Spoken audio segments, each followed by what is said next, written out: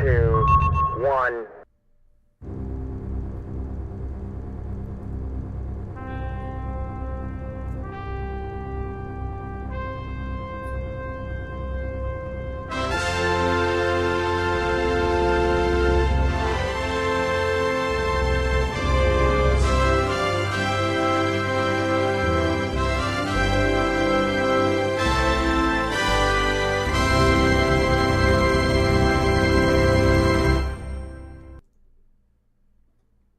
Bam. Excellent. Greetings all. Greetings, Chris. Greetings, Hey. IFB. Sorry, I'm looking over to New the York right. We got logged out of something. I got to log back in. You got to log in, bro. Do what you got to do. Meantime, I'm New York Pete. I'm the co-host of Interfleet Broadcasting. I'm here with my best friend, Chris, also known as the Tipsy Toaster, and he's going to do what he does as a technical director. However, I want to thank you up front for joining us on our news and pop culture sci-fi entertainment channel. And full disclosure, Chris and I grew up watching 70s, 80s TV, movies, comics, cartoons. I'm a little older than he is by, I think, 18 months. Yes, if that much. But since he brings it up... Is it Cylon days or colonial days? Yes, I mean, months or sectons? Or I'm the older of the two. So yeah. Welcome. And we're big Battlestar Galactica fans as a side note, but we want everybody to know that up front. So welcome to our program. We have Tiny Bean Tara is waiting, and we have our special guest who is a pretty darn cool military sci-fi author, and I'm looking forward to having him tell us about his stuff, Scott M. Anderson, and we'll talk a little bit more about him and his intro when we're done with our formalities, and Tiny Bean will come on, and I'm pretty excited to talk about this stuff, and I'll tell you, you'll see why. But in the meantime, Chris, hope everything has been honky-dory on your end. I know that you upgraded our software. Yeah, it was a little bit expensive, but we needed to do it because we were getting too many people running on top of each other in regards to calls. Yeah, so. Exactly. So that's happened. So we're up in the stratosphere right now. We're at I think close to the max, if not maxing out on the server, which is great, and the software. Yeah, we can't go any higher now. So yeah. Oh, we can't. So that's it. We're top shelf. Topped out. We are top shelf. Yes, and you know about being top shelf, so that's good stuff. And what? You ready? I mean, you filling time? Or we're gonna drink or what? I mentioned top shelf on purpose. Yeah. So, all right, here we go. We have our guest joining us too for this, by the way. So, but first of all, we'll do our beer salute to Fran, and we'll talk about the beers that we are drinking tonight.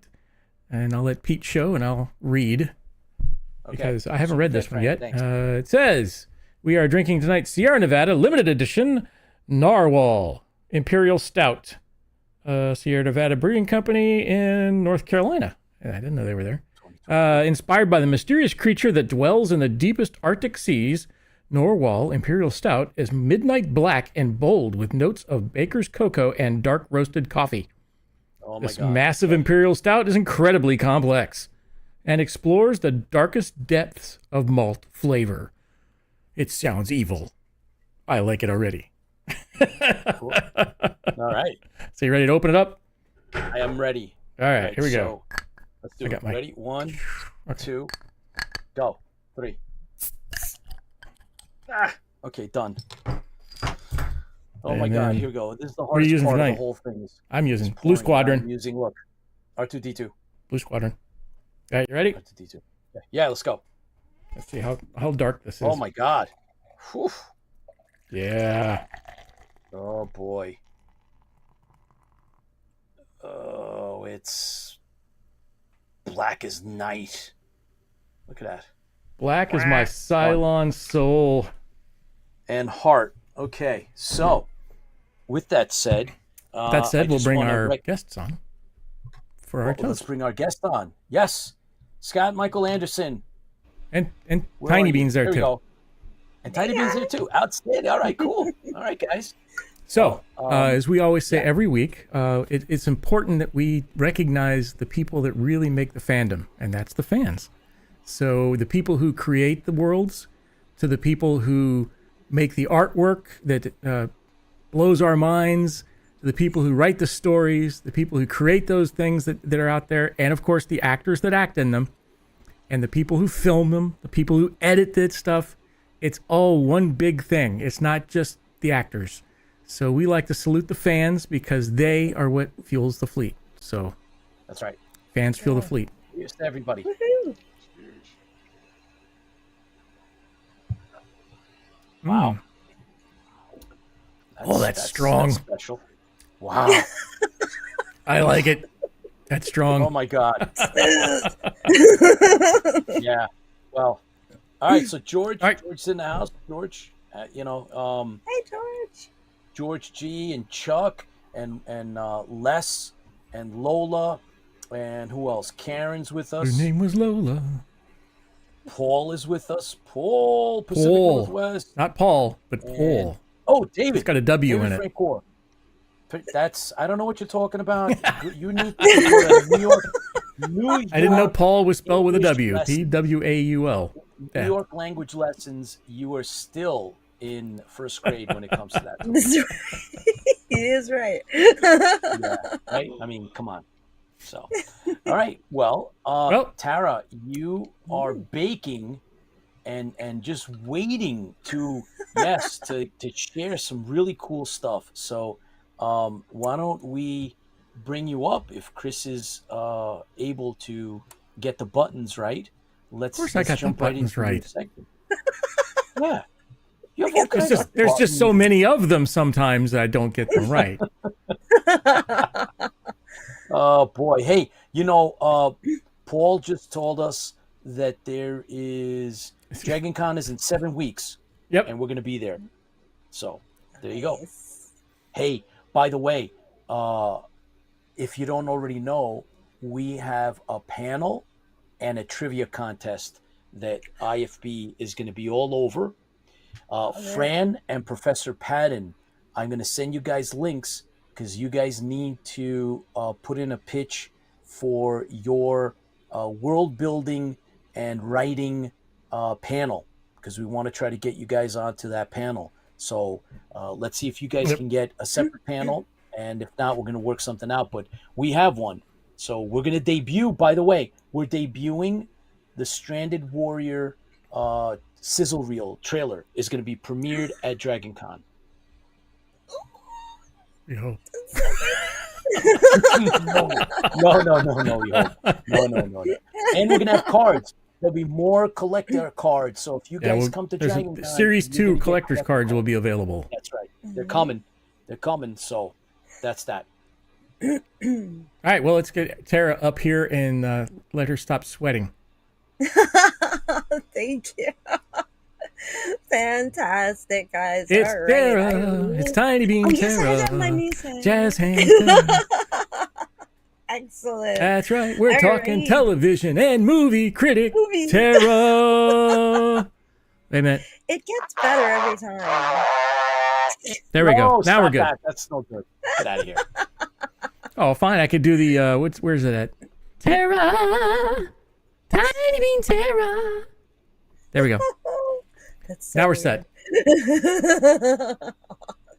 Awesome, guys. Well, hey, I love my theme music. However it arrives, it's great. So, well, anyway, guys, hello, IFB. Welcome back to Tiny Bean's Corner, where we discuss new and interesting things in the pop culture world for the fleet's R&R entertainment time.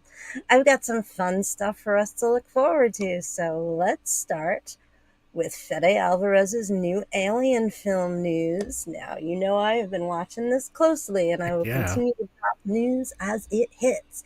So, it is officially titled Alien Romulus, subject to change, of course, but that's where we're at, and it has officially wrapped filming.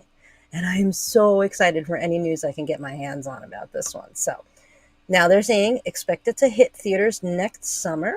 So we've got time for them to slowly drop bits of info. They are keeping a very tight wrap on all, but Here is the highly anticipated synopsis.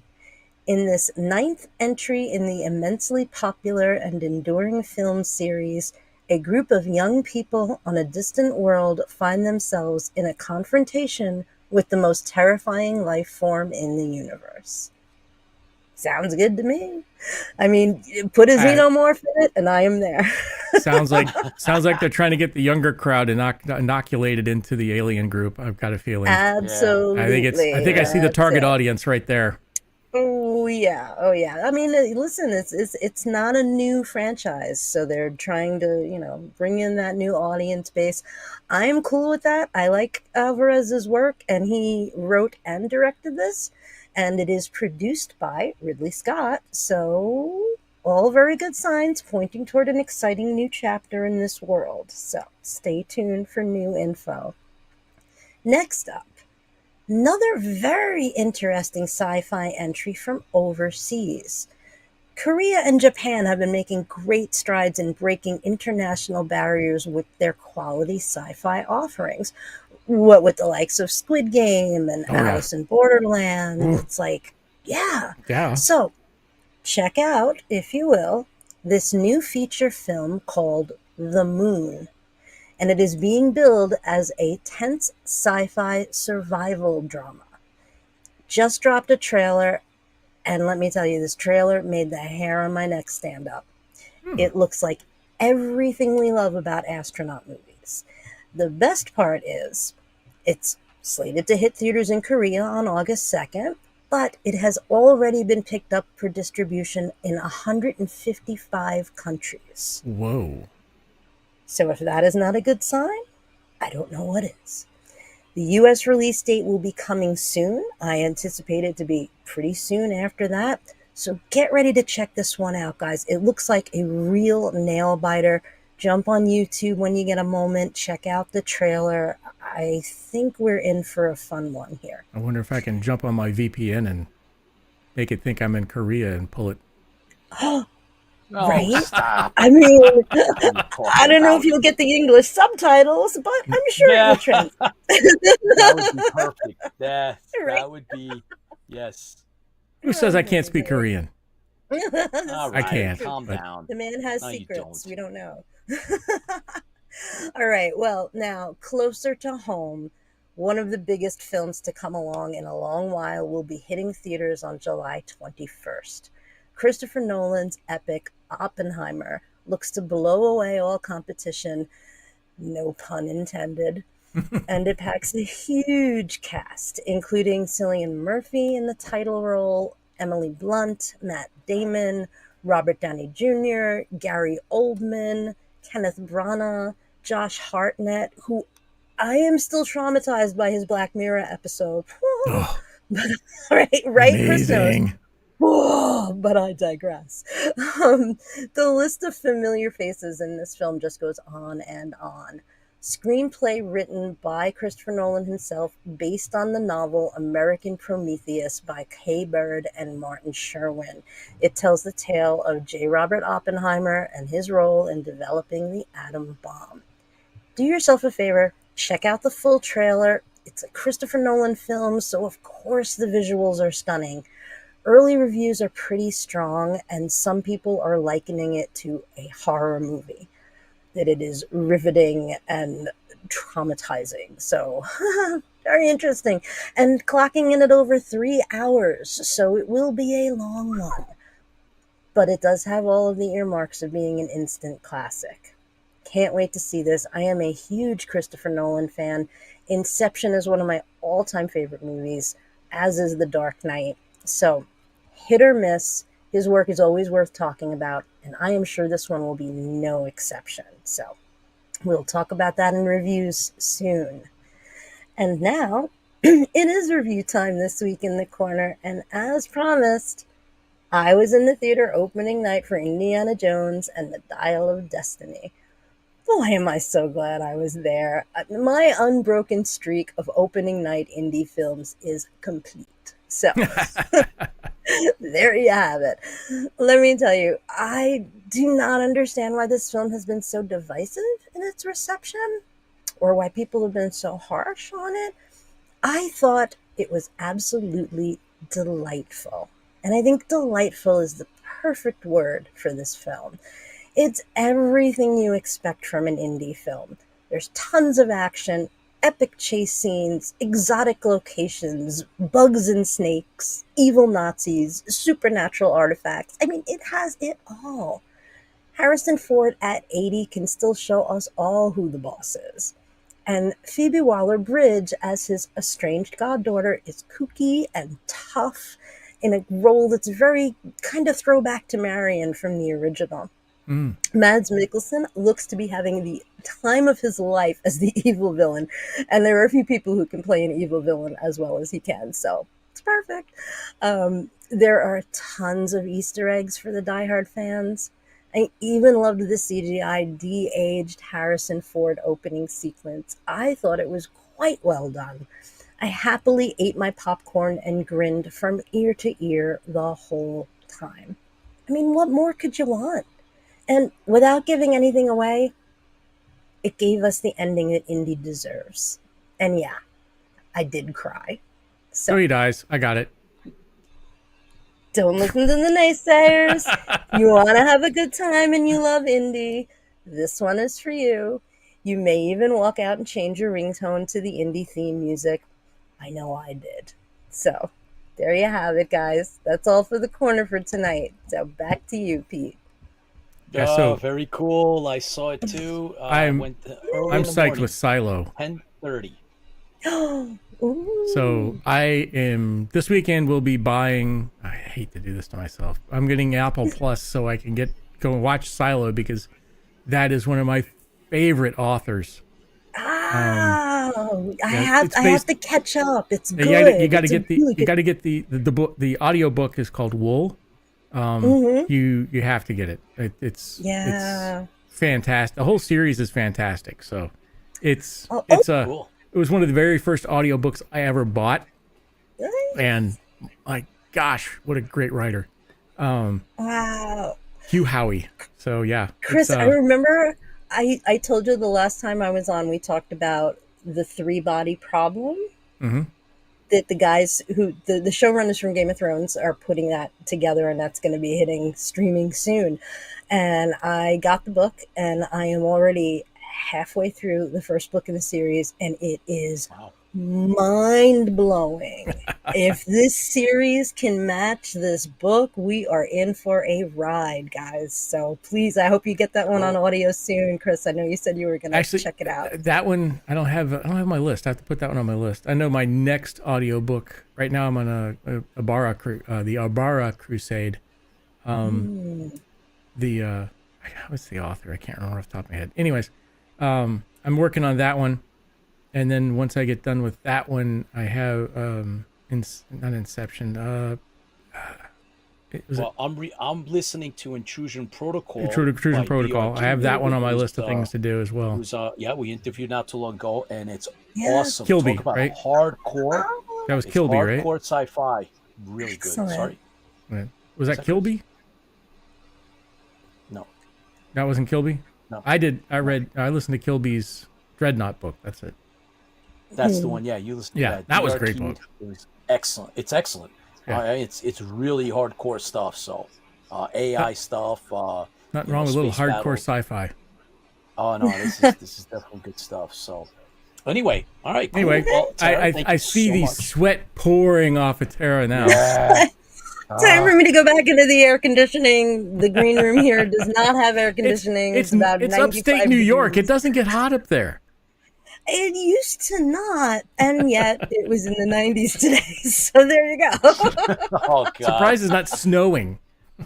Yeah, and nobody has. There's no air conditioning like anywhere up here. It's like they don't need it, and now we're finding that we need it badly. So yeah. Tara, thank you.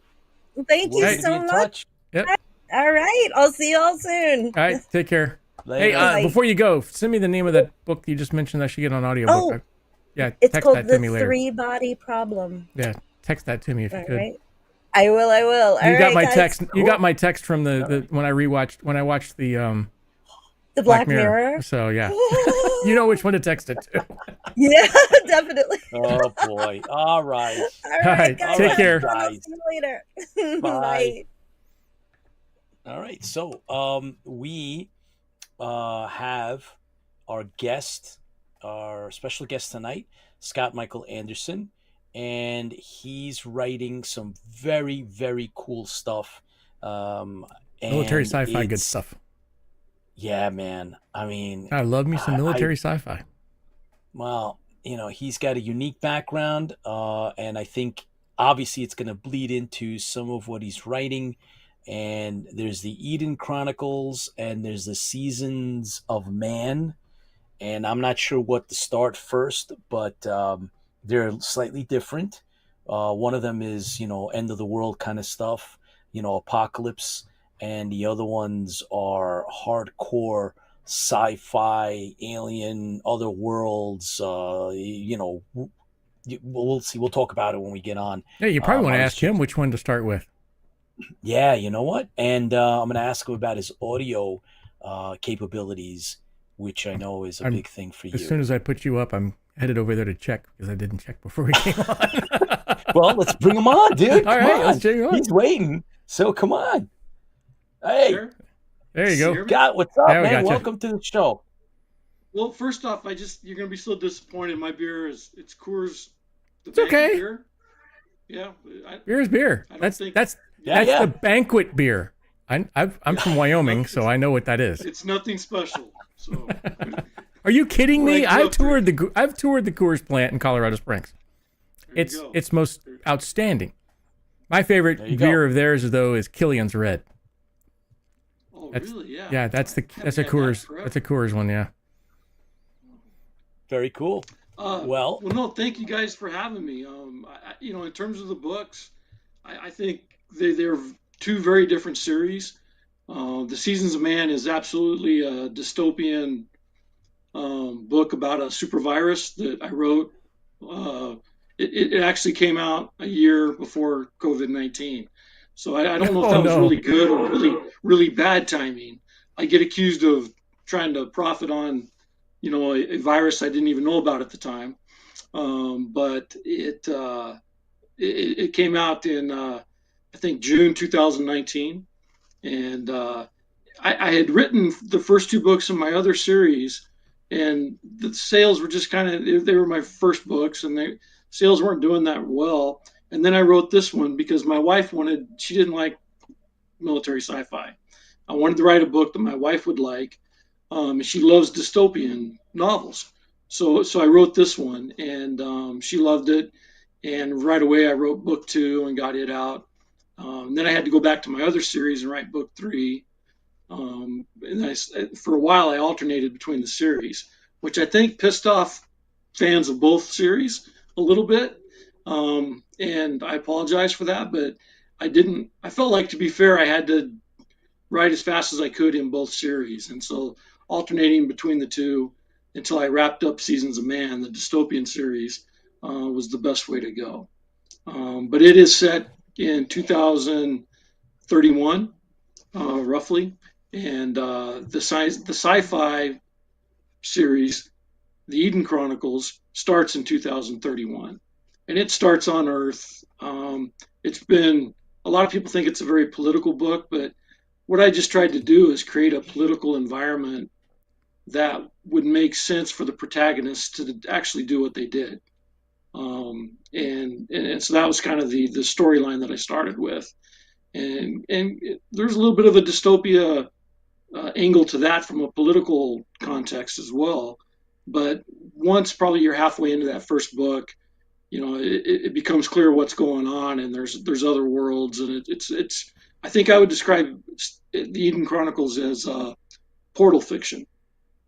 And I think you can tell from the book cover that I'm not giving anything away, but the worlds they discover are all alternate Earths, exactly Earth-like in terms of geography, fauna, everything, and every other world is empty, and every other world is full of people, and people are people, whether or not, regardless of what kind of language they speak. And so everybody's got their problems and wars and vendettas and history. And I just tried to write the book and stay true to what I thought would be needed in the environment, whether it was socioeconomically, military history wise, to have created the kinds of people that were doing the kinds of things that the characters in the book do. And so I think if I had anything to say about in terms of world building, it's that my pet peeve when I read a book is like, well, why are they doing that? Like, go back and explain to me why somebody or people are acting a certain way. And I think the best fiction out there just kind of paints a picture of by the time you get to the action, it makes sense to the reader of why these people are doing what they're doing.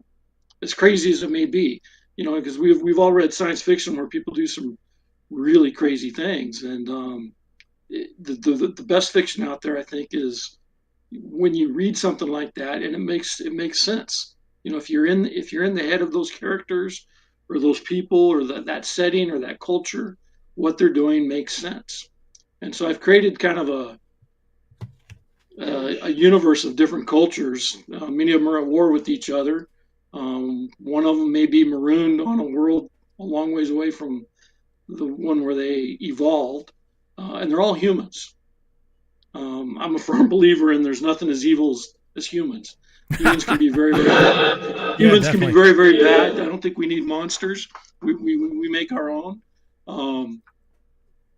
And I think people are gray. I think even the good people have some very rough edges sometimes. And so I try to stay true to kind of the camaraderie that I've seen in my own like history and professional life in terms of working with people in tight knit groups, the way people talk to each other. And I get a lot of comments from a lot of military veterans that they haven't heard conversations like that in a book since they served in the military or a fire station or a fighter squadron. And those kinds of comments really, I think, make me feel better than a lot of times comments about what the story is about, is because I feel like I'm talking to people and meeting them at a kind of a human level where they can connect with the characters regardless of what the characters are doing or what role they're playing in the whatever story we're talking about. But in a nutshell, that's the two series. So Scott, the Eden Chronicles, that is a set of books that it's the last one that you have on your webpage is called Bridgehead, and it's book Correct. 4. And is that going to go further, or where do you see that this series going? Yeah, there will be at least 6, probably 7 books in that series. Book 5 is done. It's at the editor right now. My hope is to have it out by the end of July. And I've probably torqued off readers by saying originally I thought it'd be done first quarter of this year, but we've had some health scares in the family and work has been crazy. It's just been tough to finish it. I'll get it out as soon as I can. But the editor's got it right now. As soon as I get it back, I'll make those changes and get it up online. And the audiobook usually is put out by Podium. They own the audio rights to it. They'll publish that on Audible. And the audiobook generally follows usually about 2 months after the ebook comes out. Okay. But the ebook and the paperback. What do you think is one of the prime motivators behind you moving this series forward, right? I mean, sometimes it just, like you said, it could be you get some feedback or things get in the way. So what's driving you to finish this up? You said it might be 7, it could be 8. What's the drive? Yeah. To be perfectly blunt, if the readership stays strong, I could make this, because it takes place in a multiverse. I mean, I could keep writing this series for the rest of my life if it keeps me interested. Right now, I'm very interested. I want to see how it ends, at least this first to the sixth or seventh book. I'm very curious at how it will end, and I don't know right now. Um, I don't plot. I've never the only writer's block I've ever had is when I sat down with the notebook and I said, okay, I'm going to try to plot this out. And for 2 weeks, I worked at it, and it just my imagination just doesn't flow. But when I start writing, I get into that flow state. The imagination just kind of kicks in, comes from somewhere else, and it's very easy for me to write. So ideas are not a problem. I've got a lot of shiny squirrels out there I want to chase, but I do want to finish this series, and I will. And I'm not going to Cool. work on anything else until this series is finished. Scott, what's your technique? Do you have a specific notebook and pen that you have to use, or does that matter? Do you record stuff? How does this work for you? Yeah, for me, generally, I write in sections. I write the first draft, like I'll write a chapter or half a chapter if I've only got an hour or something. I'll write it longhand in a notebook or a back of a napkin, right? Pencil, pen, doesn't matter. But I will write it out longhand. And then I kind of go through a first mini audit as I type it in, and I write linearly. Start at the beginning, go to the end. Sometimes I do have to go back and change something if I get an idea, but generally I just stick with the story as it flows. But I find that when I get into that flow state, I just feel like I'm watching a movie rather, and I'm just writing down what I see, and I'm just describing what's taking place in my head with the characters or the individual conversations or what have you.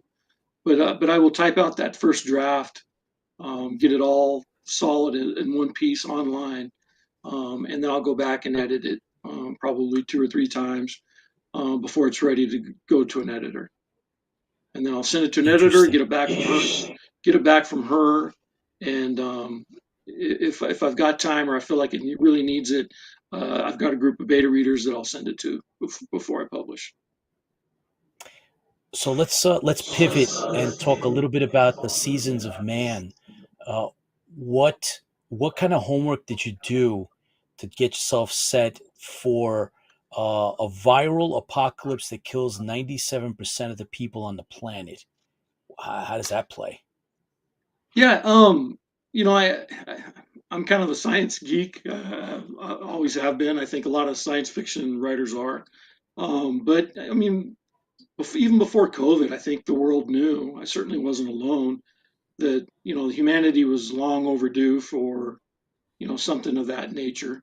I still personally don't think that COVID-19 was the big one that we're all kind of afraid of and we've been waiting for. I do know it caused a lot of deaths and hardship, but as far as superbugs go, just in purely factual terms, it really wasn't that deadly in terms of in comparisons with just some super flus. Um, but I do think as the world gets more populated, more concentrated in cities, I think we just run an increased risk of something like that. So I wanted to tell a story of what would happen after, and so I didn't spend a lot of time talking about people dying. It just kind of started with people realizing coming out of their house, after being locked down for 2 weeks, and the world around them was dead. After having buried their own family members in their backyards or whatever they did it.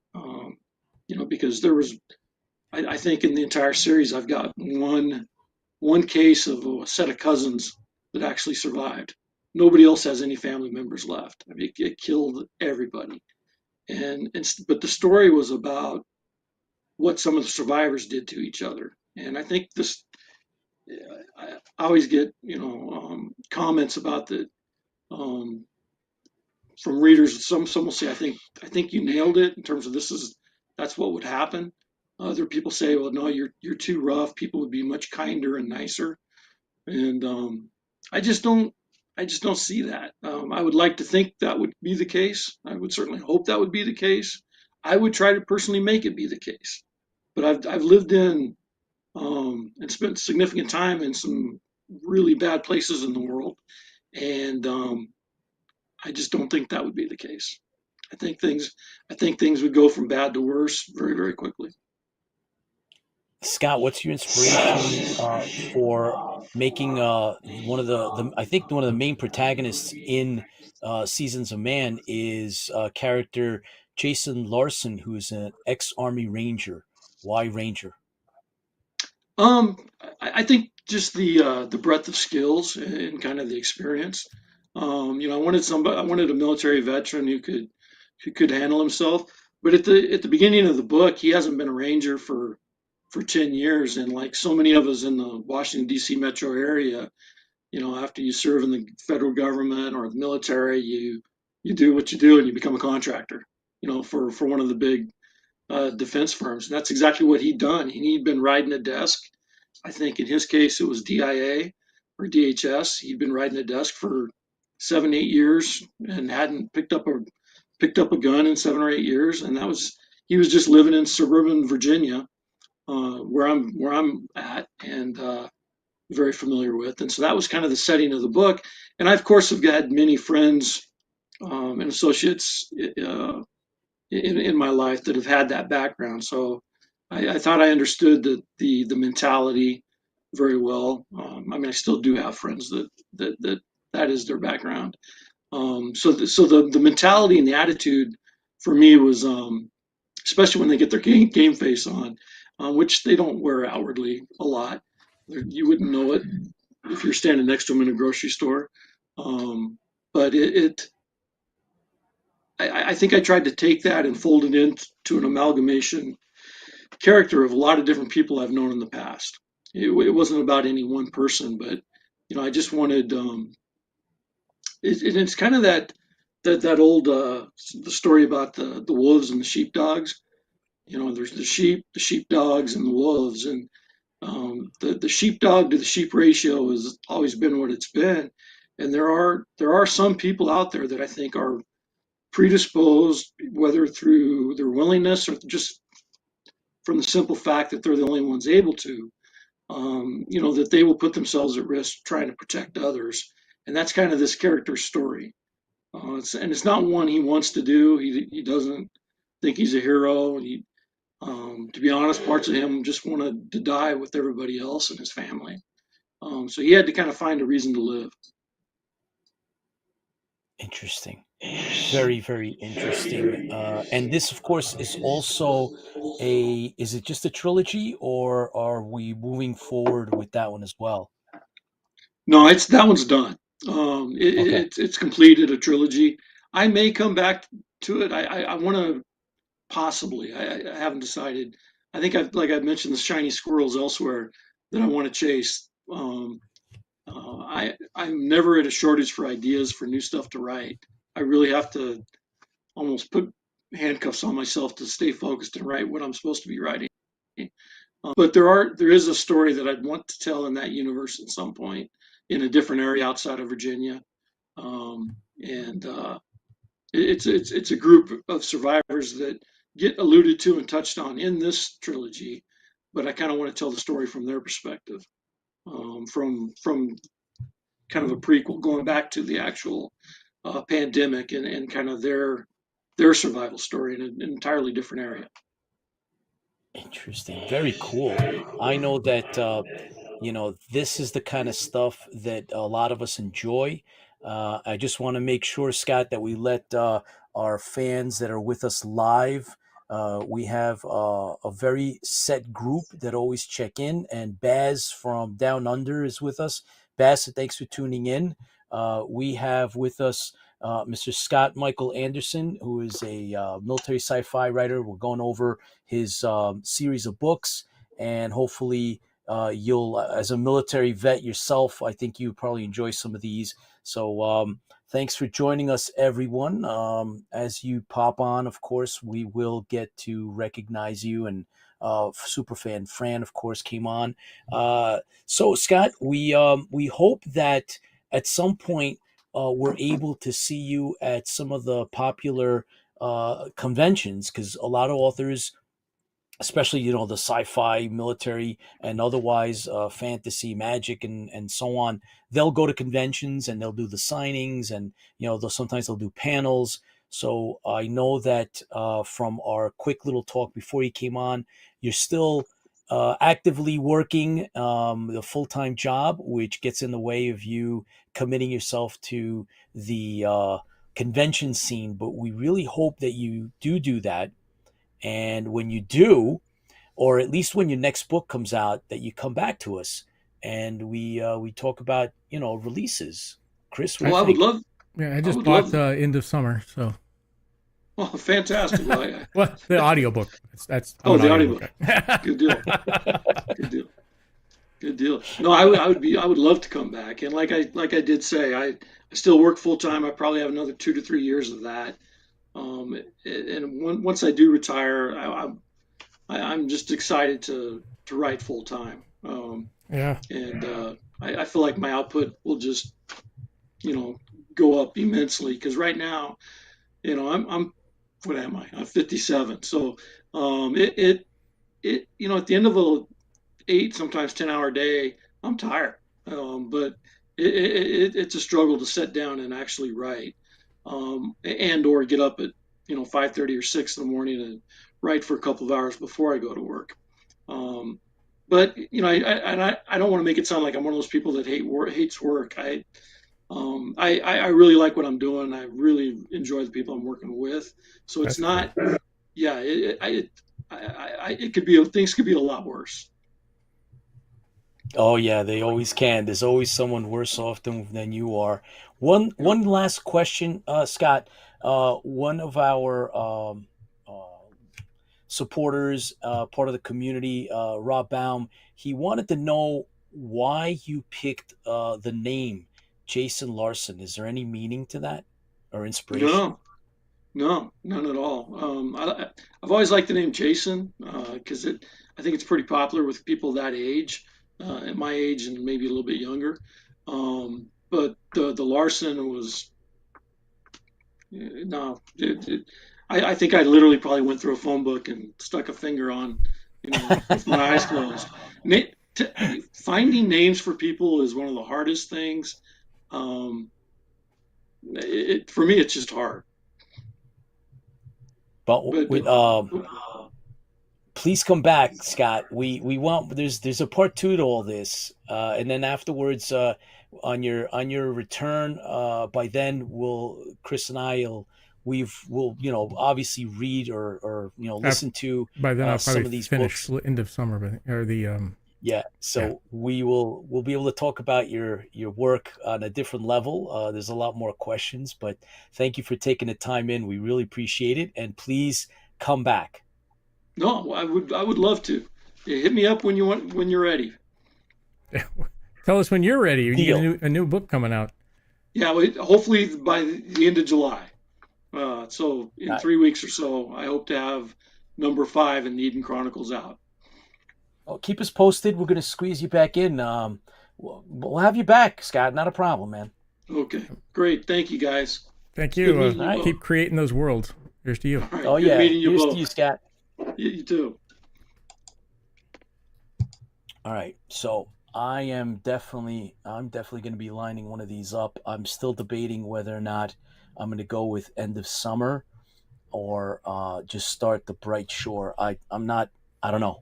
I'm You're a reader, so you might want to start the newer one. I picked Seasons of Man because it was available on audiobook, and the other ones are available on audiobook too. But this one looked interesting. I like the pandemic thing, so. Yeah, equally. I mean, I don't know if you read, but you did see Station 11, right? Yes. Yeah, I thought it was fantastic. It was so good.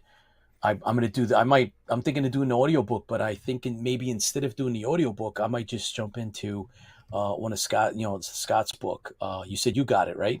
Yeah, I got the End of Summer, Seasons of Man, book 1. Ladies and gentlemen, it's only $6.99 for the audiobook. Come on. Yeah, man. I don't know about you guys. Cheaper than one of the if you buy credits for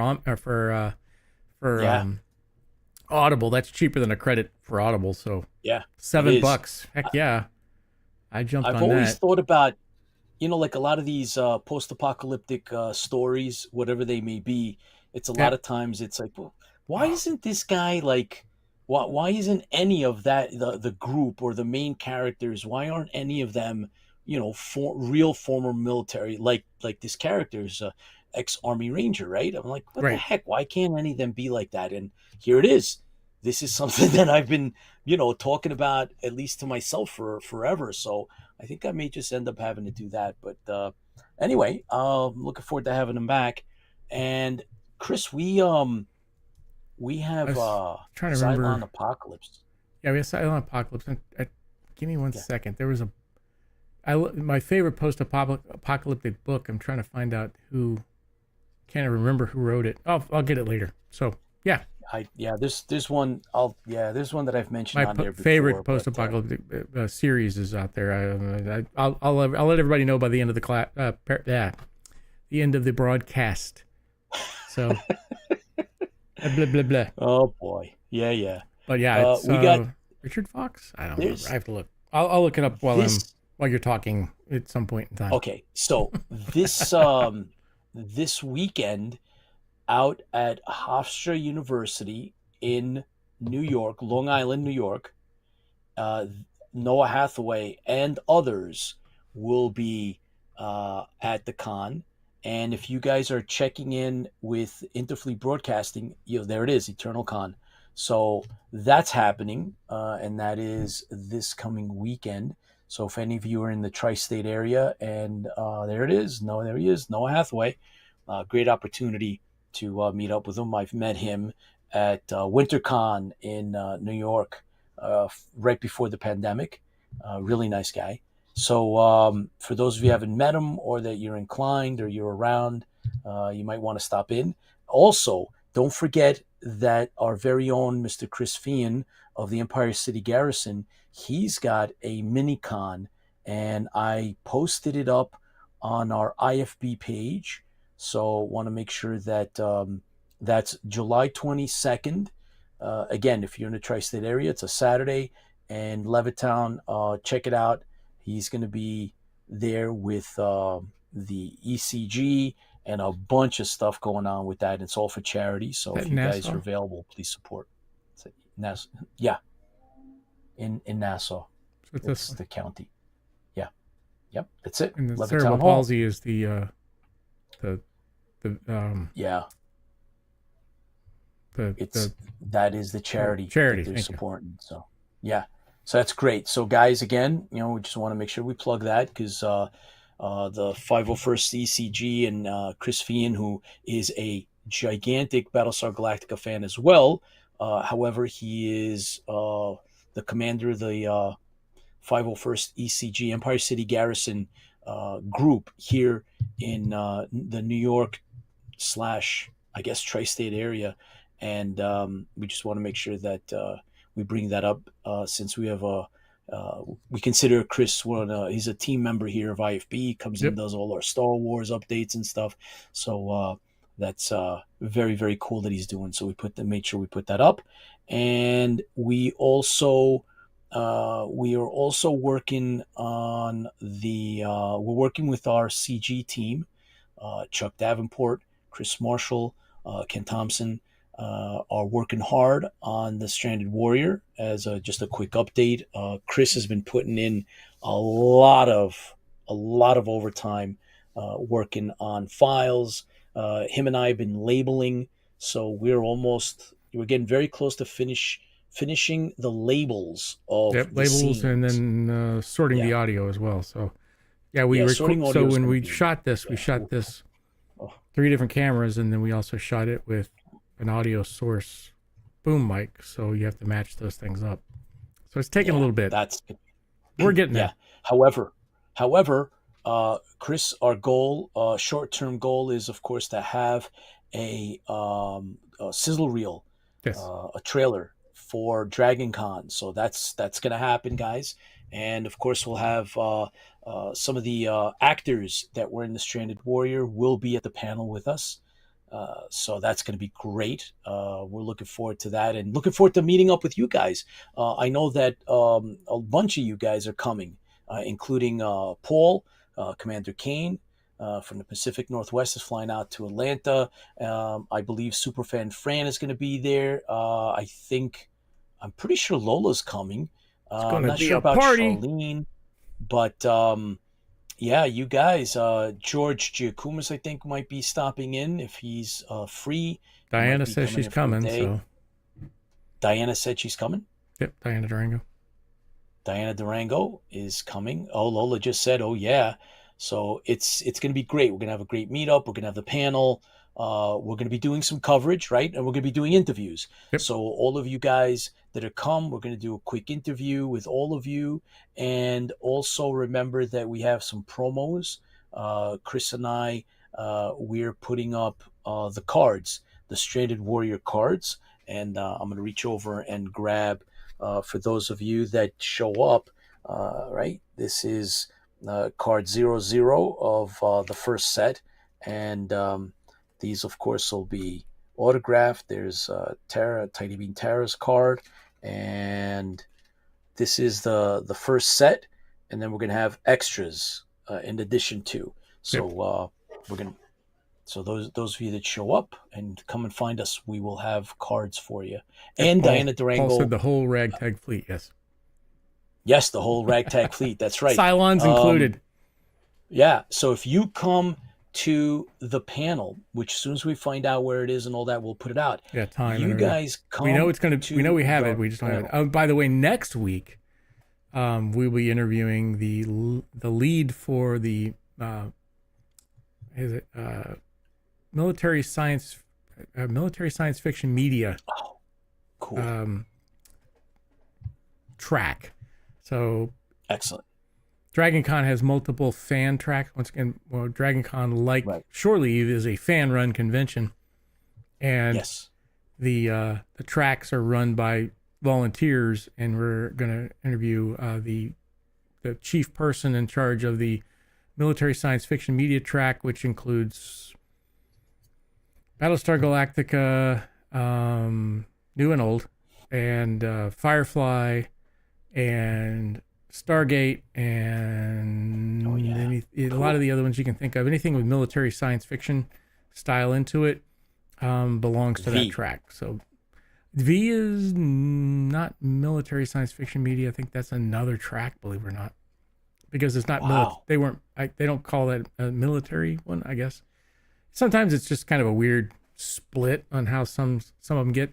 Like we have the Orville. I mean, how we got Orville, I'm not so sure, but so we've got Stargate Universe, all of those other ones. We have those. So I don't know how we got that. We got the Orville, but we didn't get. There's a Star Trek track. There we go. Yeah. So and then of course there's a Filk track. So if you're into music, that Filk music, there's a Filk track, and there's all sorts of. Yeah. I want to say there's 36 different tracks now. So. Yeah. No kidding. It's cool. Yeah. Fran just said yes. So, Fran, we're actually there's going to see how this there's plays. a writer's track that the fanfic we're trying to get the fanfic into. Yeah, we're trying. However, and if not, we'll talk to Karen next week. See if we can squeeze in another track in regards to another panel in regards to to that. But we're working it. Yeah. So this is cool. We're gonna have a really good time at the convention, and we hope you guys are following Strange New Worlds and some of the other announcements that we've been putting out.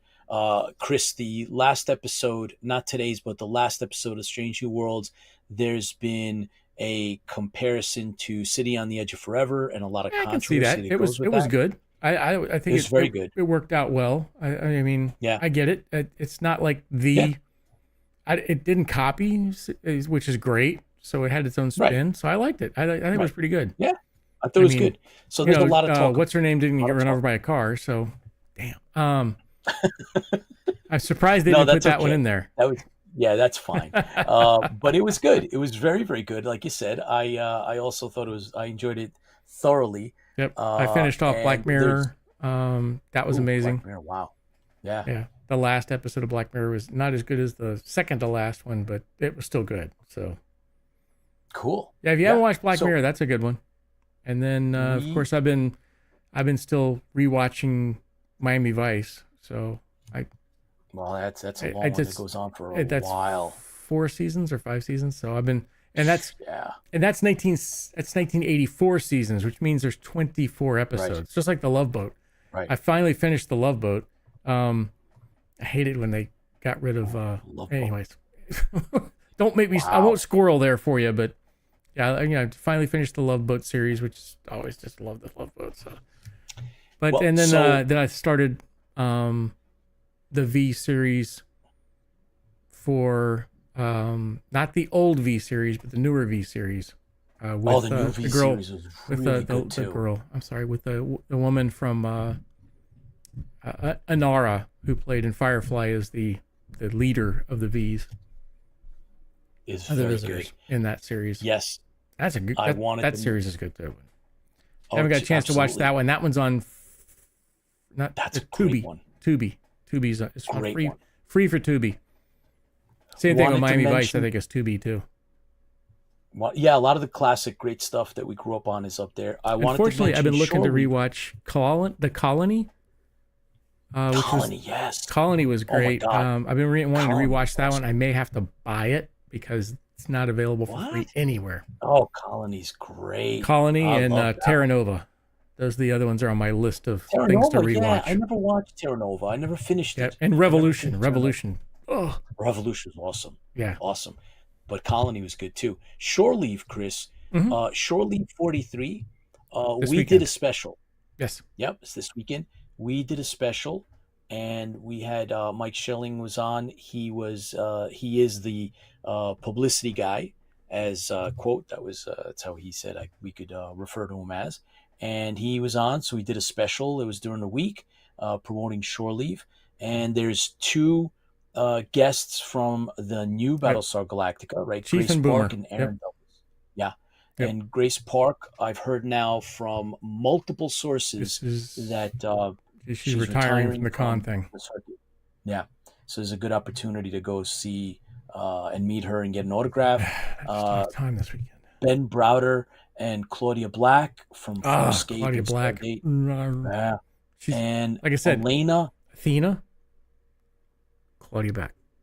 Just a little bit below. All right. Not by much. Elena Hoffman. Stop. Matter of fact, I watched today as I sat down and was messing around on the laptop to get ready for this. I watched some Farscape. What was the movie Farscape? I didn't know they had a movie. It was they did. A 2-episode movie. It's like 4-hour thing. I didn't something war. I can't remember what something war. Okay. So that's the first time I've seen it. So I was like, holy cow, this is great. Yeah. So they're getting married and they're having a baby and everything. Because that's like Claudia Black's like. Brr. So you saw like the end of like the. Did you see the last one? I saw the first one. I haven't saw the last one yet. Okay. All right. So I also found out, and I'm almost ashamed to bring this up, but this is in line with Elena Hoffman, who is a Lieutenant Johansson in Stargate Universe, amongst many other things she did. But I know her character or her. You're a big Stargate fan. I don't think. I think I've only watched the original Stargate. I never watched the Universe or Atlantis or any of the other ones. Oh my God, Stargate Universe, big fan. And it turns out, Chris, that when I was looking up the information on Shore Leave 43, I rewatched an episode of Stargate Universe, and it's just as good. I found out that they did little shorts. They did Kino shorts. So it was as if Eli, one of the main characters, he's got like these floating balls that record stuff, right? These like video, like drones. And so they released during the first season, they released snippets. Sometimes they're like less than a minute, and sometimes they're like a minute and a half or so, as if he's just, like outside of the episodes, all in character on the ship. And so you get to watch all of those. And I was just flipping out. I just watched them this past weekend. Well, I didn't even know they existed. The reimagined Battlestar had the same thing between a couple of seasons where they were building up to the new Caprica. They had mini episodes that they leaked out on social media type things for everybody to watch. Oh, yeah. This is the same. I didn't know. Yeah, kind of similar to that, but yeah, it kind of built up to the premiere. Oh man, it's cool. So Fran says you did watch Stargate. I watched Stargate. I didn't watch Universe or Atlantis. Okay. Universe. And then what cool. was the Dark Matter? Reminded me of Stargate Universe. And I it was watched good. a little bit of that. Let me just finish out the guests at Shore Leave. I'm sorry.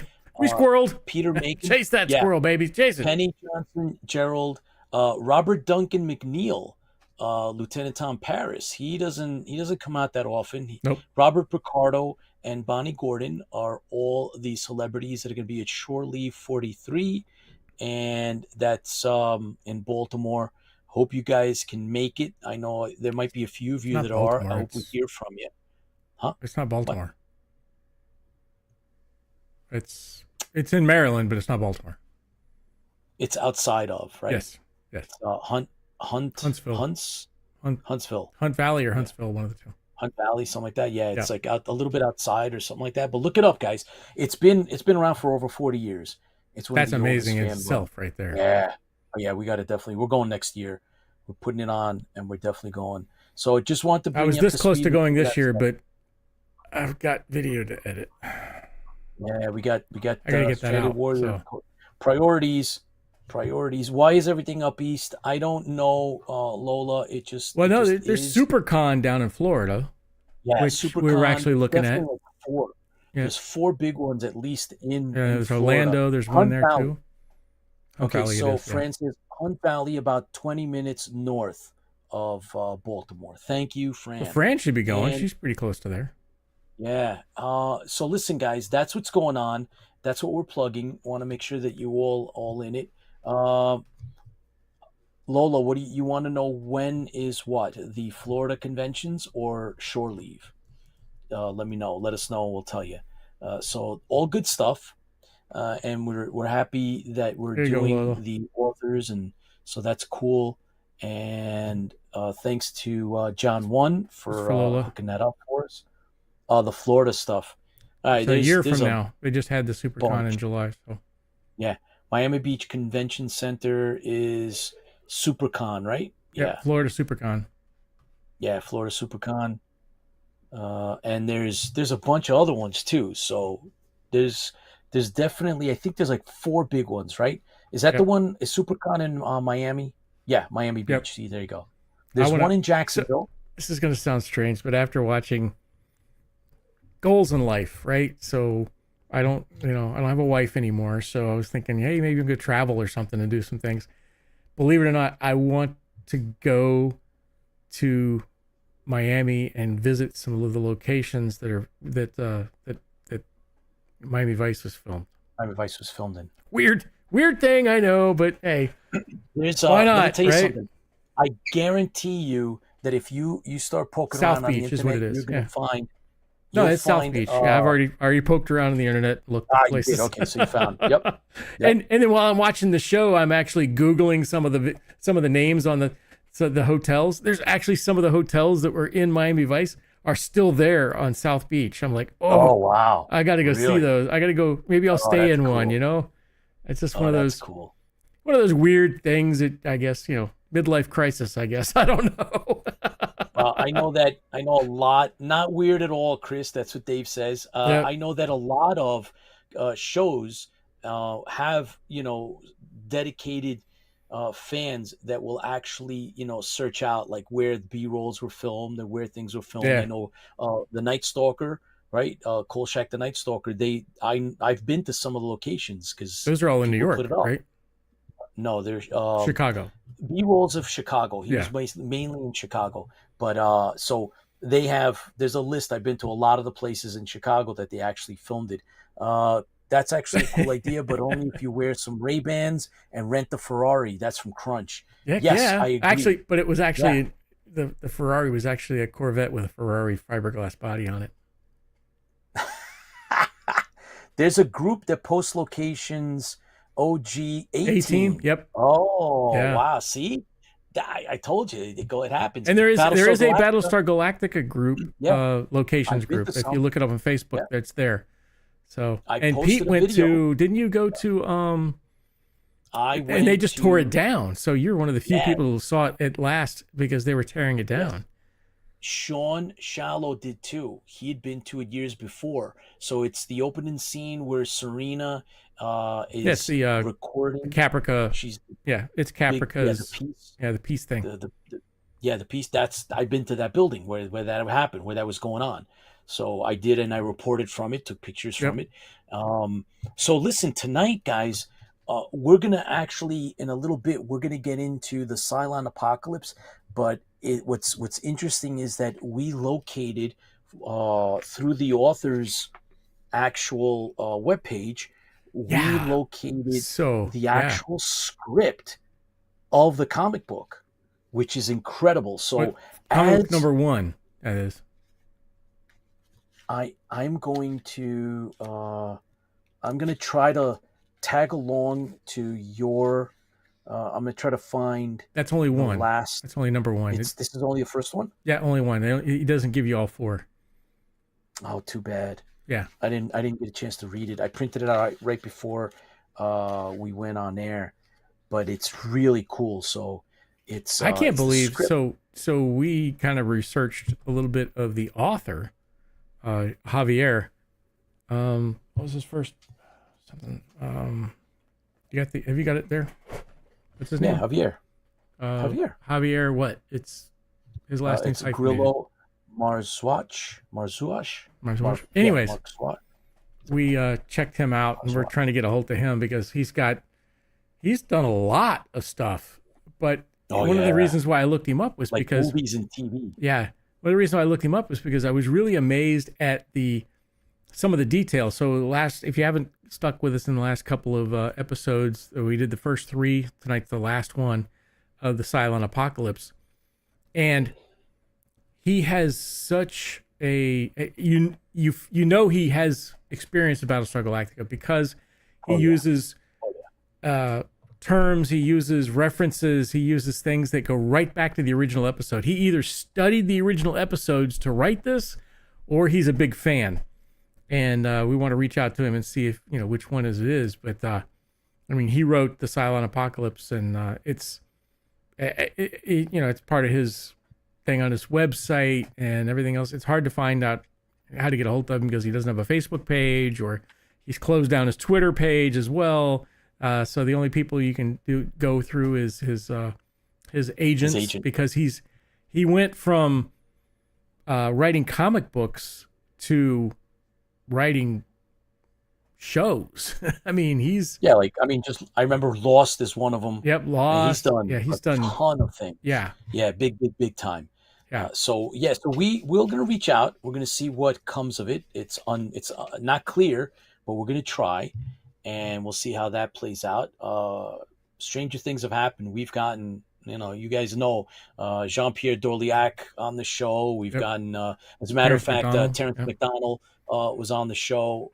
We've interviewed them, and so who knows? Maybe we'll be able to get them. Yeah. We're looking forward to seeing as many of you. I'm going back to that. Just kind of reminded me of everyone coming together at Dragon Con. Idea that I think Dragon Con's gonna be fantastic. And then once again, I still got to reach out and find a place for us to have a dinner.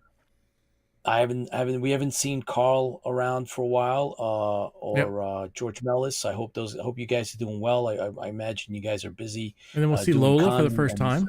So Lola's coming, and Fran will be there. Yeah, Lola's coming. But hopefully you guys will all come out, and we're gonna have a great time. Meantime, we got the show. We got our stuff. Mediocre Modeler.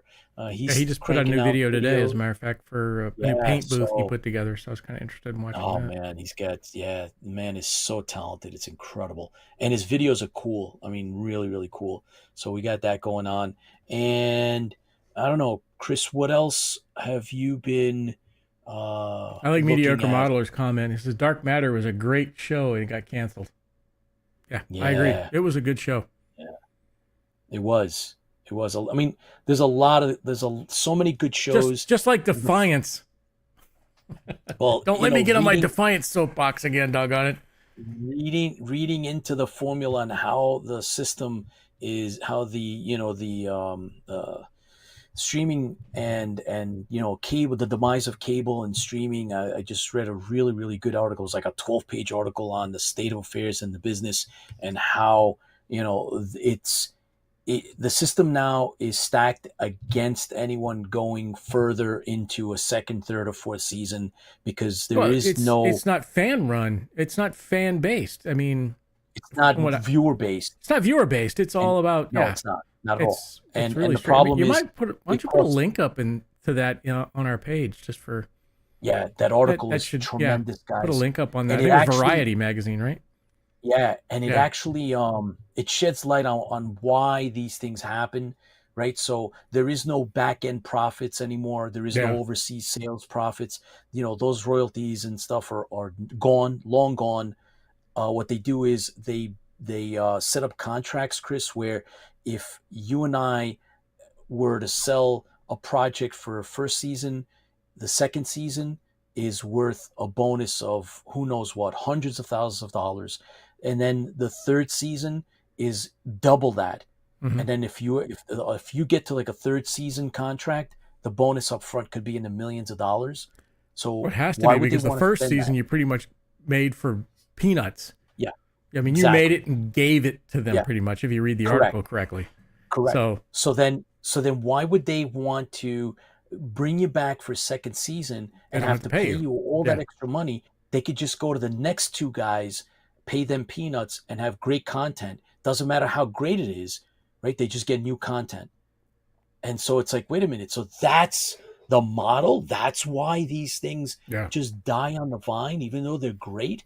And it just blew me away. I think, I think Sci-Fi Channel for Battlestar Galactica and Defiance and a number of different programs, I don't know what it is, but they just seem to cancel it when it becomes great. So I mean, the newer Battlestar Galactica was great. Oh yeah, let's cancel that. Let's create a really crappy ending on that and cancel it. And then Defiance, 4 seasons. Another 4-season show. Okay, get rid of that one too. Guarantee you they were not gonna. I bet you that their next season contract had a built-in bonus of millions that they didn't want to pay out. So that was that. Hey Baz, what's up, man? If you haven't checked out Baz is working his butt off, man. Yeah. He is. I look at some of these pictures. I'm like, I don't understand how anybody would find the expertise or learn how to do this, because it's like, wow. Yeah, it's funny you mentioned a tool for body work he learned from somebody online. So it was like, that's cool. Baz. So you learn all as well with you. I guess he's going through the the YouTube University for body work. Oh my God, incredible. Yeah, the idea that you're bringing in automotive skills to make the Viper, the Mark II, right? It's a Mark II. Yeah, well, you're talking to the wrong person. Is it a Mark II Viper that you're building, or a Mark IV? No, I think it's Mark IV. It's definitely not a 2. I don't think it's upper 4. Yeah, upper numbers. It's well, 6, good 7, luck to 22, you, 88, whatever it is. I'm glad you're getting there. It's incredible. I'm looking forward to you taking it out on the road. And now that we're outside of we're in the post-pandemic world, the conventions are everywhere, man. There's more conventions now than ever before. They're just stacked one on top of the other. Yeah, they're starting to move. Yeah, it's getting much more. They're all over. So I can't imagine. I mean, I know don't Sydney's you have got one. I would love to see you go there, Baz. Spline, that's it. Yeah, the Spline. Yeah, there's cons. They're all over, man. It's a hot world out there. I would love to go to Australia to go to a con, just because. Why not? It's got to be something. Imagine. Maybe I write that off. We can write that off, maybe. I want to go to England, man. I want to go to England, visit England again, and do a convention. Again, you just went not too long ago. Go to Australia Yeah, instead. but I didn't go there for a convention. Got to go there for a convention, bro. I was looking at the pictures of the London convention that's coming up, and I'm like, Canberra. Canberra, there's one in August. Baz, you got to go, man. You got to go. Bring the Viper. Take photos. And, At least go and take photos. Yeah, and we'll do an interview with you. We'll do a little, Afterwards. film a little bit, take pictures. We'll do an interview on what it was like for you to go to a con there.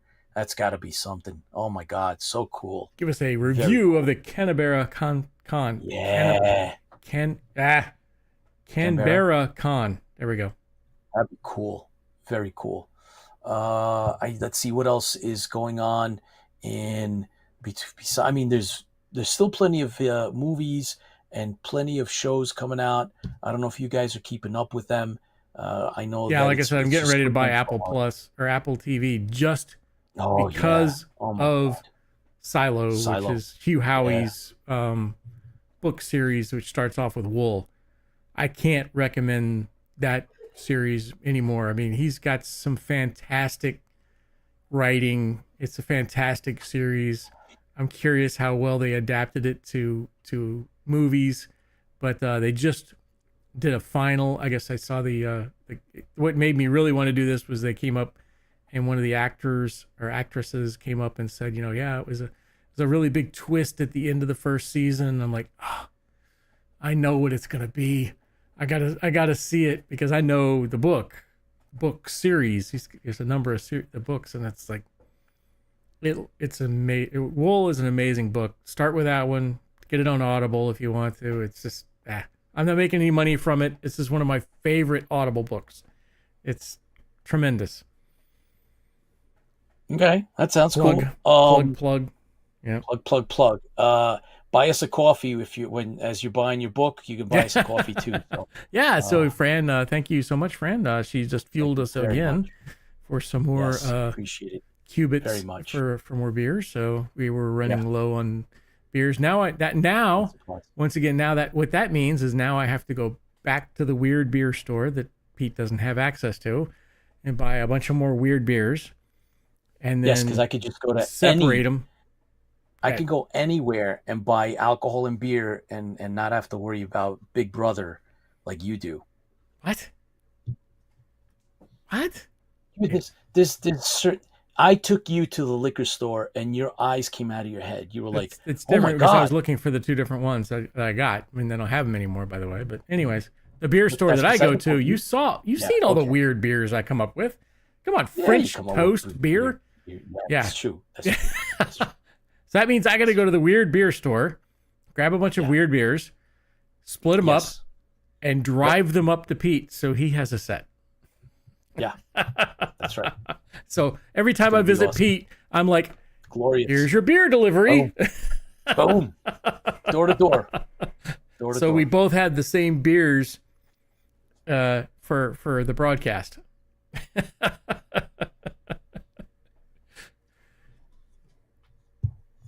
All right. So you ready for the overhead? Cylon Apocalypse. Destroy them.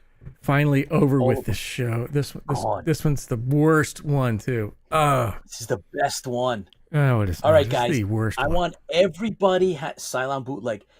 Get your grog on. I want to hear from you guys that are on with us. By the way, Chris, before you go to the overhead, let's thank everybody that's jumping on. Oh yeah. Awesome Con has brought us a ton of people. Oh yeah. The videos that we've been putting up are hitting. Between the Diana Durango and the CMOD and the TSW review that we did and all the other stuff. There was one interview that Michaela did with one of the judges. Yep, that one's kind of been popular like too.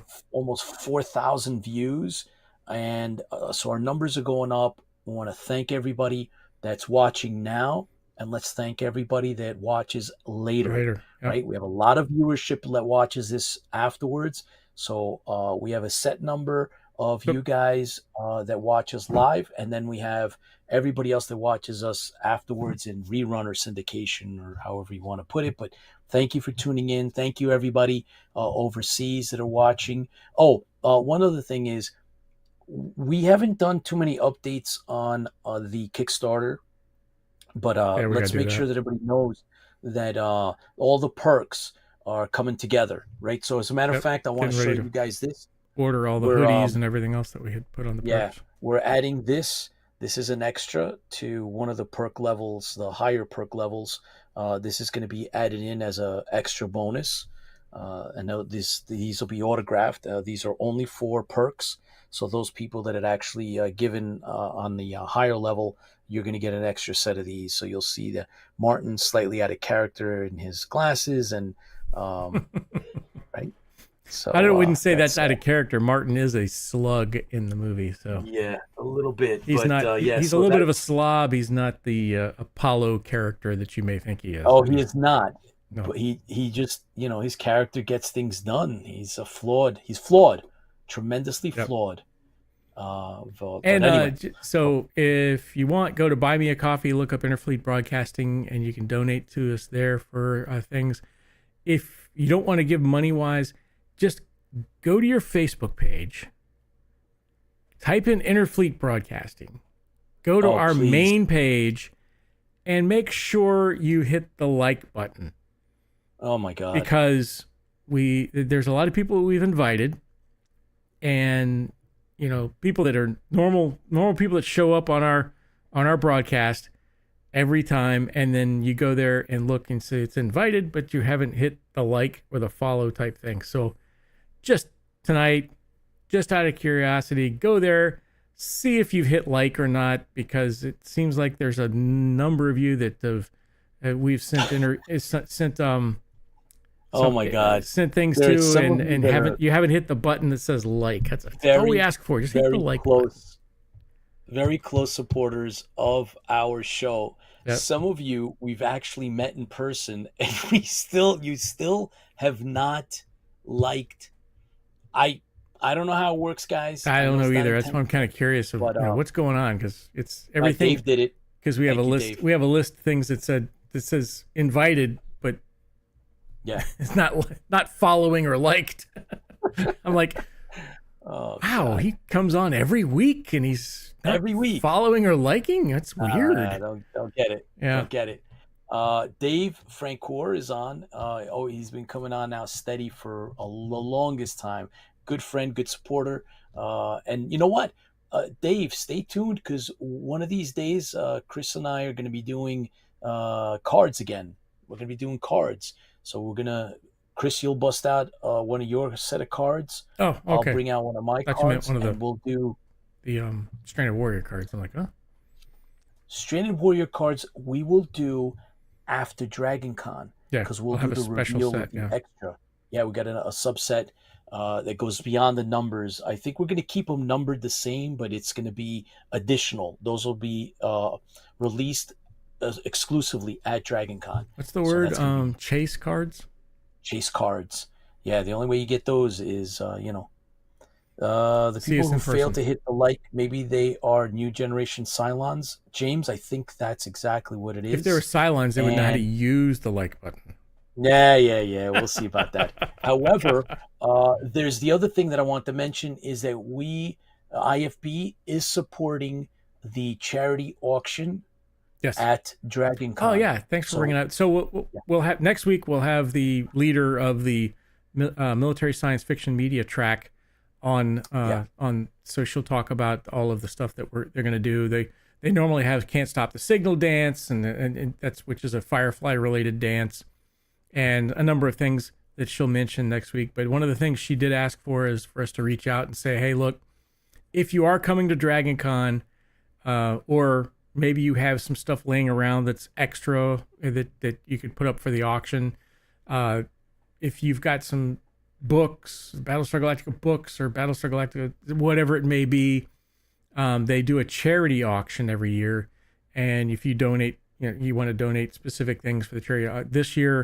Last year, I donated the entire set of Battlestar Galactica books to them. So it didn't make it in time for the auction, so it'll be auctioned off this year. But we've reached out and we've gotten Crop Circle donated a Cylon helmet one year. The actual helmet, I had it autographed by Boomer during the con that wasn't All Con. I keep wanting to say Awesome Con because it starts with an A. So during All-Con, I had Boomer sign it, paid for that myself, and then donated it, and Crop Circle donated the helmet, and that came up to like $575, I think, is what it sold for at auction. That went towards the charity for that year, which I believe was Big Brothers Big Sisters of Atlanta. So every year they have a charity, and every year they have a charity auction that's run by the Military Science Fiction Media. So if you are coming to Dragon Con, you have something there, send us a text or something like that, or a messenger, and let us know what you can bring, and I'll let her know, Karen know what they're going to put up for auction. Cool. It's always a good draw, and I always got some good stuff there too. So always attend the auction because I've bought things off auction. So anyhow, did I squirrel on you? Yeah, a little bit, but that's okay. That's what I wanted. I wanted you to. I didn't know what you were going to say, so I just wanted to make sure that you mentioned the auction because you've seen it. You've seen it done. I haven't seen it, so I didn't. I don't know. And the auction's dedicated to the bald guy that was the colonel for Stargate. Oh, the general. The actor, whoever. That's the name of the auction. Is it? Oh, okay, cool. All right. Well, very good. All right. So why don't you get set up, and you head over to the overhead, and we're gonna finish up. We're gonna wrap up the Cylon Apocalypse, and we're gonna continue on with this as well. What?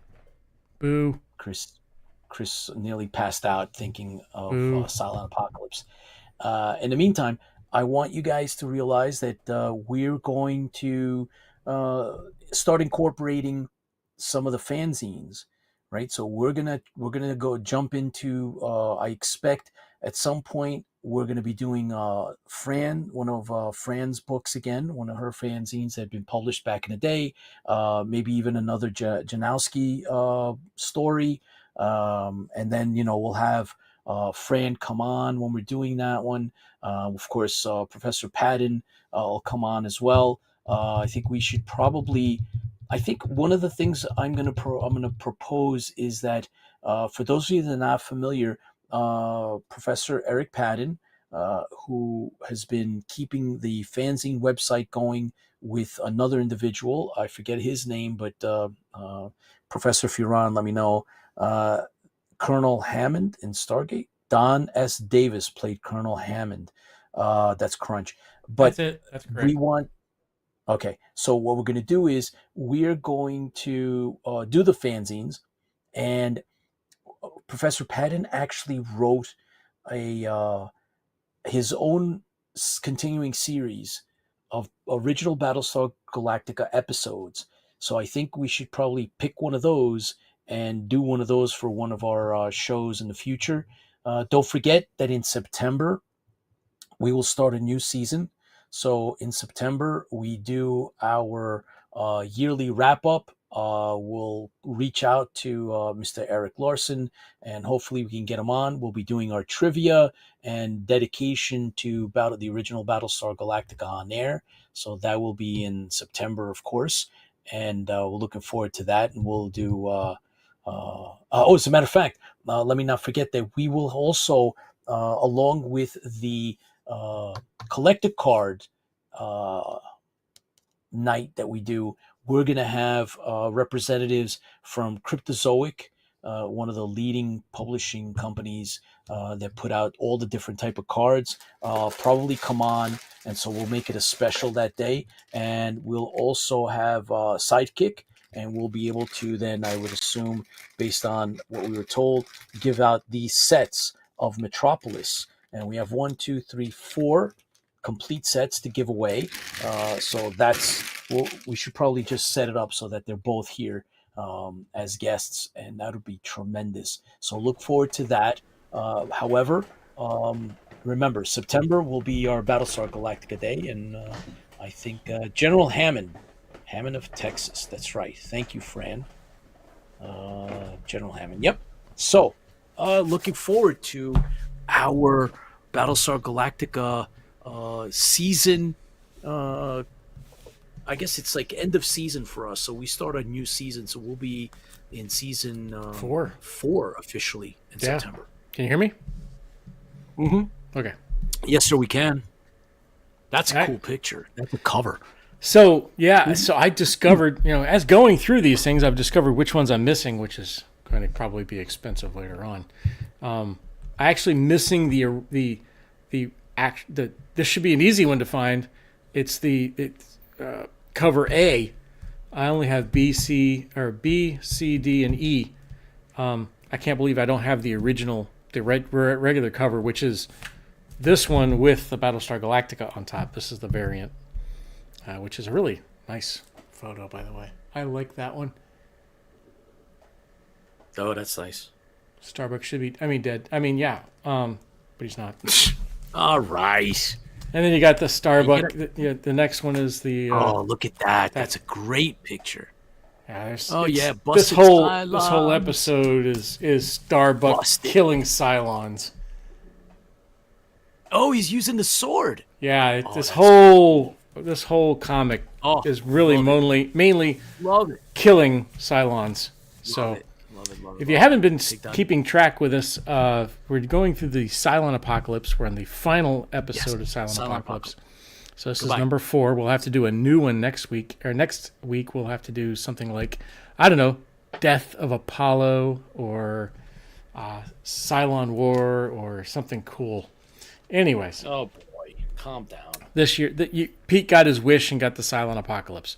So if you haven't kept up with us, this starts out with the Battlestar Galactica discovering a wormhole, and in the other side of the wormhole type thing is a Cylon planet, and the Cylon planet they attacked their own Cylon base star because they were inventing some kind of virus that would make them more human, and that was the Imperious leader wanted that, but unfortunately it got away from him, and they created a virus that actually eats the Cylons up.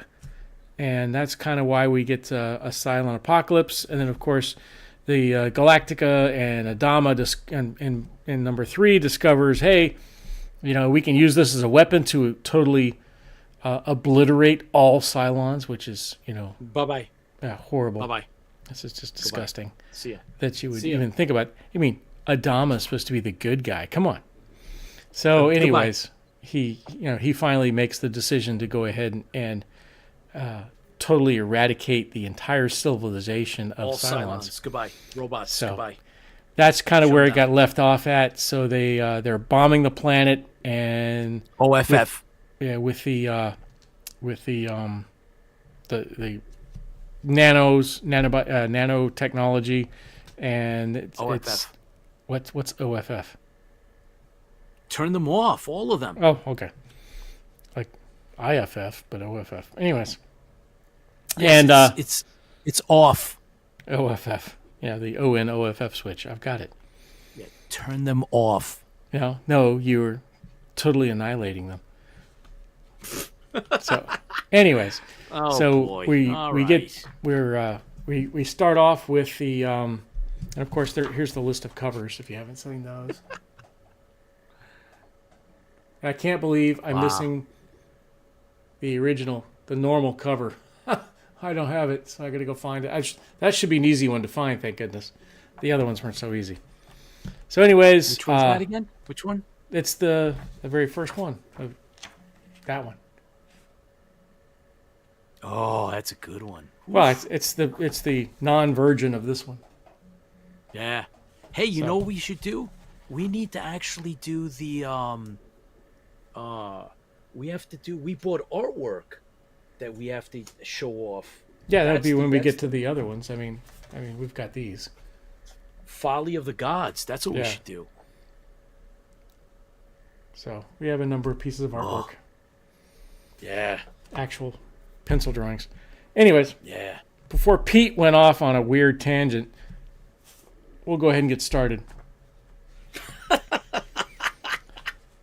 So normally I'm the one that squirrels, but Pete's like, oh, we got artwork. We got, okay. So anyways, this is the Galactica, and they're bombing the planet and creating havoc with this weird virus. and over 15% of the Cylon world is now contaminated, and the Viper wings are reported in. And if you remember in the last episode or the last comic, the Cylons had shot down Starbuck. Shocking. Starbuck isn't evidently that good of a pilot because he's always being shot down. Him and Apollo both.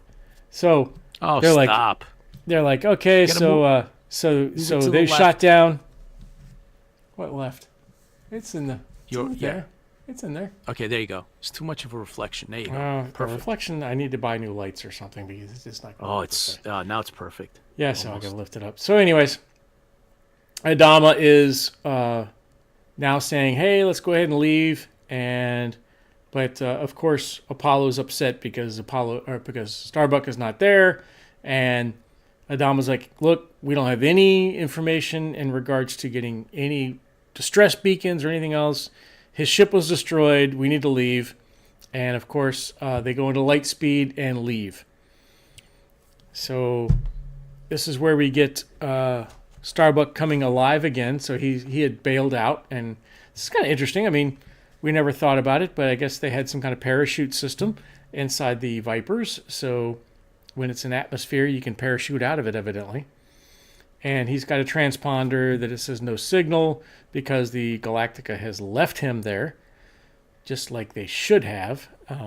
Anyways, there's not a lot of storyline here, and there's more action in this comic. So he wakes up. He's inside of a building. The Cylons are being annihilated outside with the weird virus stuff, and of course he hears thunk thunk thunk. And he's like, "Open up in the order of the Imperious Commander," and of course, beautiful Cylons there. They come busting through the door, and this part I didn't like. So there's a lot of great references to the original Battlestar Galactica. And this is one of the reasons why we looked up the person who wrote this. But this one I didn't like. He's like, "So long, 10 toys." I don't see him saying that. But once again, here's this thing that they used in the very first episode, which was the grappling hook type thing, and he goes out of the window and, of course, survives the Cylons coming in. And, of course, this is one of the things like I was mentioning before that it kind of references back to the original. This is they're back on the Galactica and they're remembering Starbuck, and it says, "A wise man once said, a Viper pilot only flies 3 fighters. The one he trains in, the one he escapes from, and the one he dies in." And that is direct quote from one of the episodes in Battlestar Galactica original. So, I mean, I believe this person who wrote this, Javier, is a very big Battlestar Galactica fan, or he really did his homework in getting, because that's just one of the references. A lot of the other references that have been throughout the series we've been talking about, he's really hit the nail on the head on all of them. Oh, wow. So they're talking back and forth, and like all of a sudden there's a red alert, and Cylons are coming again, and there's a Cylon fleet on their way, and be there in less than 24 centaurs, and they're getting ready to go ahead and fight those people. And then we flash back to Starbuck. And this is all action, which is beautiful pictures, by the way, even though I don't like the idea of the Cylons getting killed. Oh, stop it. They have some really good photos here. I mean, some really good drawings. These are just... So this is a firefight. Ooh. And this is, he gets a sword. I mean, this is all action. There's no, just he gets a sword, and he actually uses a sword, and he decapitates a Cylon. Wow, look at that. And, I mean, he's really good pictures here. I really love the centerpiece here. It's really a nice drawing. And then, of course, stabbing a Cylon with the sword. Oh, wow. So really good pictures. And of course, then he gets to the end of it. They're all, he's all there. He's like, "Whoa, yeah, Starbuck rules, kind of thing. Yay. So he says, thank the Lord, it's a silent communication array. So he sees an array. He's going to try to get a hold of the Galactica and let him know he's still alive. And then, of course, there's a nice advertisement for Season 0, by the way. I have that one, too. So here we are back with the Lucifer wannabe, which is, Abaddon. Yeah. And Abaddon is kind of giving in, which is kind of weird, I think. He's like, hey, we're going to die anyway, so let's go out. He wants to open up the doors, go out there, and, I say, do we want, I like the thing here. It says, do we die as Cylons or victims? So they're getting ready to go outside, and of course they're going to get contaminated, and they know that. And Starbuck gets onto the relay and says, "Help! Come get me!" And of course more of Starbuck shooting and killing. Mass murderer Starbuck. Oh, stop it! Mass murderer Starbuck. But I like this picture here is really nice. I love the drawing there is really good. But he gets the message out, and then, of course, Abaddon and them are there, and they go out, and they get into a fight, and we have more sword play. And then... Wait a minute. What? Wait a minute. The Gold Command Centurion is doing what?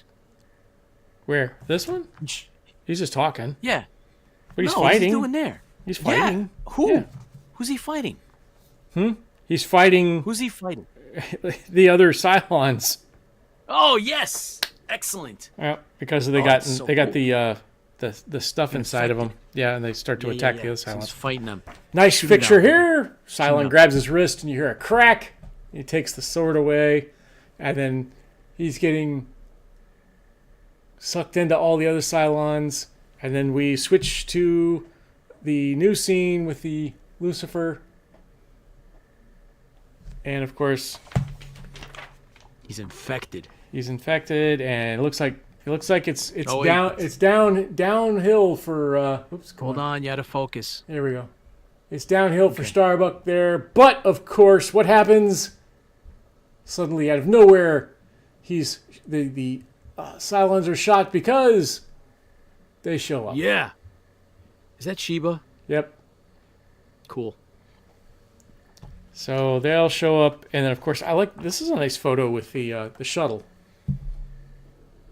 Oh yeah. So By the way, Mediocre Modeler says, so apparently Cylons shoot like stormtroopers. All of those Cylons can't hit one colonial warrior. No, they can't, because they have moving eyes. I'm going to ignore that and move on. Another great shuttle picture. Like I said, most of this comic is a lot of pictures. And of course, then we get back to Starbuck inside the shuttle. Somebody came in the shuttle to be Cassie, by the way. Came in the shuttle to help out, and she's there as the med tech. And she's like, "Oh, just hey, you have a lot of healing ahead of you." And Cassiopeia, "What are you doing here?" And says, "Oh, I know Apollo would need a med tech." And then of course she's like, "Cass." Now, if you remember in the last couple of comics we talked, I think it was comic number 2, he's like getting ready to pop the question to Cassiopeia. He's bought a ring and everything. So we're talking top one here. Yep, I got a little reflection there, but anyways. Top one here, he's like, "Cass, there's something I want to ask you before this mission began." And of course, Cassiopeia spoils it because she's like, before you ask me anything, there's something I want you to know. You have massive internal bleeding and your broken limbs, but you're going to survive this. You're going to live for many years after today. Now, what are you going to ask? Of course, Starbuck says, "I should rest." Oh boy. And then of course Cassie knows what's going on. She's like, they never grow up, do they? By the way, Fran says she noticed that Jolly was in that other. Yeah, Jolly was in one of the other ones too. Yeah. That's cool. So it's back to, here's Jolly here too, by the way. So they're yeah, celebrating. Cool. They're celebrating their victory, and Yes. the last picture here, once again, another beautiful drawing. Of course, reads, "What? Fleeing from the Cylon tyranny, the vast Battlestar Galactica leads a ragtag fugitive fleet on a lonely quest for a shining planet known as Earth." And that ends out the series, which is a really nice way to end out the series. Wow, that's cool. Very, very cool. All right. Dun dun dun. So next dun, week dun. we'll have to start a new set of comics. I think we should do Folly of the Gods. Since we have the artwork, I think that would be really Maybe. nice. I still want to do Death of Apollo. Well, stop it. That's your problem. All right, Be a let's switch punk. over. Oh, who's All the right, punk? You well- made me do a Cylon Apocalypse. I didn't make you do anything. Yes, dude. you did. Well, we gotta do Cylon Oh, Apocalypse. Stop it. Silent Apocalypse is cool. Come on, you guys. You can chime in here. Unbelievable. Anyway, I think that we have given you ample opportunity to espouse your Cylon opinions, and we're not going to I stand think by you and let you do that. spoke truth. You said truth wrong. You, your propaganda. All right. So, with that Truth. said, Yep. we have a whole bunch of great ideas coming up, including going over doing some fanzines and doing more comic books, and just cue the music. That's right, and of course some more guests. And I just wanted to thank everybody again for tuning in and sharing with us, and looking forward to the rest. It's July, guys, and it's right today happens to be July 6th. We're on live, and I am humbled by the fact that there are thousands of you that follow us and support us, and I thoroughly enjoy that, and I thank you very, very much for that. And I also enjoy looking forward to meeting all of you at the conventions like we have so far, and continuing to do that, and sharing our love for the very Sci-Fi and Battlestar Galactica. So I don't know, till the next week. Remember that we also are going to be doing a big one in September, right? We're going to be. Well, I have to reach back out to make sure he's available, but he normally is. He really is really nice too. He's always been helpful on that time of the year because it's once again it's also a celebration of his father. So Eric has been an amazing person, and his legacy. Yes, and we're very appreciative, of course, because through him we have this great show that we love, and now we look forward to hopefully. Hey, the other thing is it's still not written in stone who's coming to Dragon Con, so there is still hope that we might get some Galactica actors. That would be really, really, really good. However, if you guys run into anybody or anyone that's coming, please continue to let us know. Rob, thanks for bringing certain stuff up. As a matter of fact, Rob Baum let us know prior to going on air that there is a release of an Ultraman movie that's come out. So for those of you that are fans of the Ultraman series and that, there's a new show that came out, and I've sent out invitations to several. Thank you, Lola, for all of your support, and that's really, really cool. This is a family. It's all our family, Fran. It's community. That's something that I mentioned, and I definitely want to make sure, Chris, that we continue to use those terms, because we do have our own community here, and I'm happy to be able to give back in my small way to the world of this Battlestar Galactica, and all the great things that we grew up with, and being nostalgic as when we can, and this is our little time to do that. So thank you, everybody. I appreciate Chris, having the opportunity to do it. And sharing it with you guys. It's great. Chris, Chris, did you get a chance to reach out to that vendor again? He was on vacation, and then he was going to come back, and it was about the IFB cards. Oh, he was on vacation. I'll reach out to him again. Yeah, I'll try to do that. Yeah, we got no. At this point, we got nothing to lose. If even if he gets ticked off, what's the point? It doesn't seem like it's going to go anywhere anyway. But maybe we'll look out. So guys, yeah. Look, everything's good. Everything's looking up. So stay healthy and tell your friends. Please continue to watch and reaching out to us. Hit that like button. Hit that like button, everybody. Also, we are planning a way to get some of our work onto Spotify. We have some podcasts that we made. I'm gonna try to take the lead on that and try to do some more podcasts. So stay tuned for that. I have some interviews that we have done that we never have put up here on IFB Live. Larry. That I definitely want to push those out as podcasts. We'll keep you posted. So guys, stay safe. Want to make sure that it's important that we keep the faith and we keep pushing it. We still have fun. This is all what it's all about. Live in this universe and imagine the cool things that could happen, and all the different universes are out there. Get those weird conversations with your friends in regards to, what do you think would happen if X happened, or what if Starbuck actually married Cassiopeia? What would happen with Athena besides her going out with Tipsy? Would Athena ever find a Cylon attractive? Those are the kind of conversations that you really should have with each other. But anyways, that's what we're here for. We love these things. We love you, and because the fans fuel the fleet. And that's right. So here's good night, to you. everybody. Take care. Stay safe. See you Until next next week. time.